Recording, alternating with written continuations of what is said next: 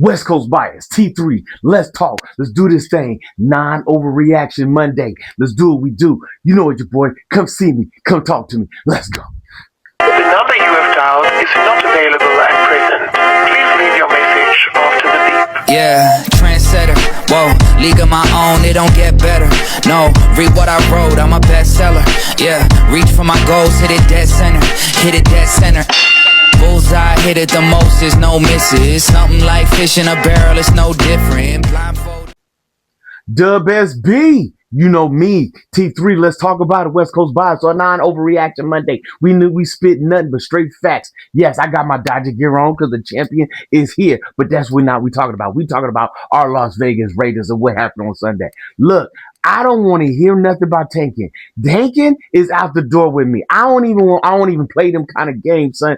I've already said it, and I'll say it once and I'll say it again. Just because you got the top pick in the draft don't mean you got the best pick in the draft. We have seen that time and time again. Make your draft choices count and make it what they're supposed to be. Geno Smith, 280 yards, 4 touchdowns, and 1 interception. An interception that I told you at the beginning of the year. He's got a lot of Brett Favre in him. He wants to play hero ball, and he's going to give it up. But your boy made a specific difference. Why? Because Chip Kelly's offense, we finally got to see it with Brock Bowers in there. Your boy came in with a hat trick, 127 yards, 3 touchdowns. Yes, and I know Ashton Genty went 50 yards on the ground, 50 yards in the air, but boy had a 100-yard day. Yo, we got the recipe to do what we need to do.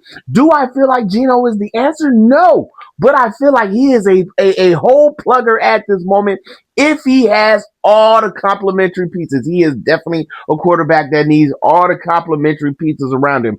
And we truly found out we do not have a number one wide receiver. As much as I love Jacoby the Law Firm Myers, and I have advocated for this man on top of the game, they play us a whole different style of game when Brocktimus Prime is in the game. And Brocktimus made things happen all day long. The offense runs through him and goes through Ashton Genty also in this game. That's what we learned on this day. But I'm not talking about tanking. I'm not talking about ending the season. Win every game possible. Grow and get this offensive line back together.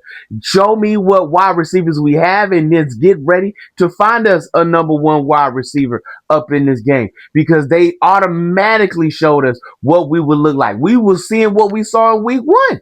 Week 1 is what we saw, because when we went against the Chargers, when we went against the Chicago Bears, the Washington Commanders, and everybody else, we didn't see an offense. We saw nothing. We saw lethargicness. You know what I'm saying? And now we are seeing what his offense could look like if he has a competent quarterback in there with Brock Bowers, Ashton Genty doing his thing, complimentary wide receiver. If we had a number one over the top, Trey Tucker's doing his thing out there in the game. But what was the way we lost the game? We could not get a pass rush in there. We are seeing the Wilkins effect. As though we still don't know what happened with Christian Wilkins. We don't have no idea why he was actually released from the team outside of conduct detrimental to the team. But we're seeing that effect. We have nobody to help Max Crosby. Nobody. Not a single man in there. Thomas Booker. We don't have LaLulu. We don't have Snowden. We don't have Wilson. Trevor Lawrence sat back in that pocket and called his girlfriend, talked to his mama, got his Christmas shopping done, and then had time to throw the ball. We did not allow him to throw a touchdown, but we allowed him to throw all over the field, though. You know what I'm saying? There was not a point to. And then, oh my God, a 68-yard field goal. There's nothing you can do with that. There's nothing you can honestly do with that. But what do we learn?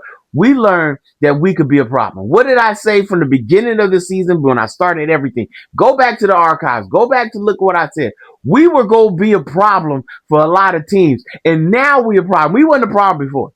Like, we had no issues. We had no solutions. We were not intoxicated on anything. But we could be a problem with this particular team. Oh, now we can address the defense. We can address the tackles. We can address the cornerbacks. We can address the linebackers. Linebacker core I'm kind of good with. Devin White showed up and showed out. He did his thing. If they're getting to the Devin White level, that means they're making it to the second level, which means that front four is the problem right now. You know what I'm saying? As much as I want to talk about the offense and offensive line and this and so forth, we can overcome those particular things if we have the pieces that we supposed to have. But what we can't give up is we can't score 24 and then they get 30. You know what I mean? Like we can't do that. That's the reaction that we need to see and talk about. Those are the things we need to get down on. Those are the things we need to talk about. Those are the things that we need to. Yo, your boy, talk to your boy. West Coast Bias, T3. Let's do it.